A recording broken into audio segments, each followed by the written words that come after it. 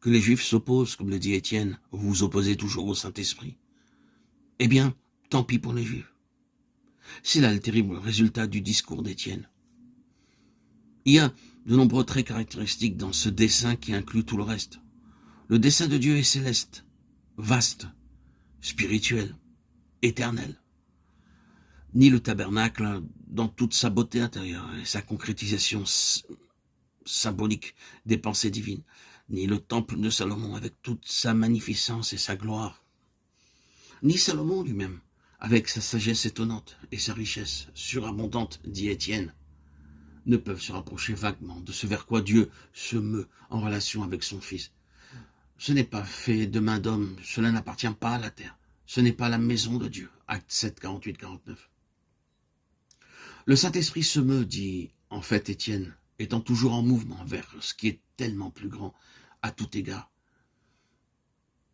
Étienne, dans une seule heure glorieuse, a rencontré la force dévastatrice de la chose avec laquelle Paul fut toute sa vie aux prises, à savoir l'incorrigible disposition du peuple de Dieu à amener en bas sur terre ce qui est essentiellement céleste et à l'y fixer, à cristalliser les choses spirituelles en des systèmes produits par l'homme, à saisir ce qui est de Dieu et en faire quelque chose de l'homme, quelque chose de légal qui exclut le reste, et sous le contrôle de l'homme.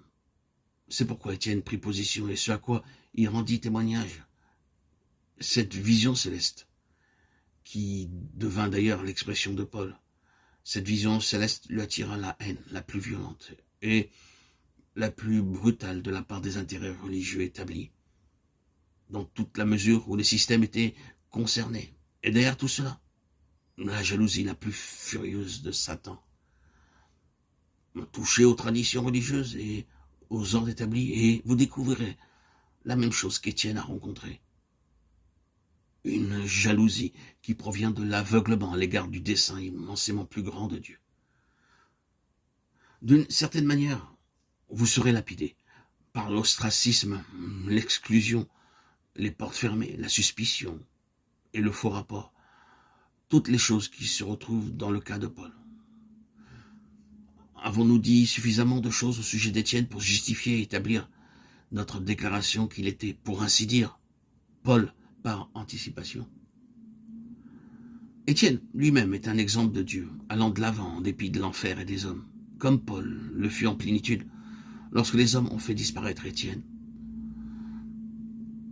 Reconsidérons donc notre déclaration du début, à savoir que la véhémence de l'antagonisme satanique est une évidence majeure du ministère particulier pour lequel Paul fut choisi. Tout ce que nous avons dit et beaucoup plus encore, bien sûr, sera mis en évidence dans notre examen du ministère de Paul lui-même. Mais je suis sûr que nous avons commencé à voir quelque chose de sa signification. Encore avant notre contemplation du ministère suprême et achevé de l'apôtre Paul, il y a de nombreuses questions d'une valeur considérable qui peuvent par elles-mêmes constituer un bref chapitre d'aide. C'est ce que nous envisageons de publier dans les prochains audios.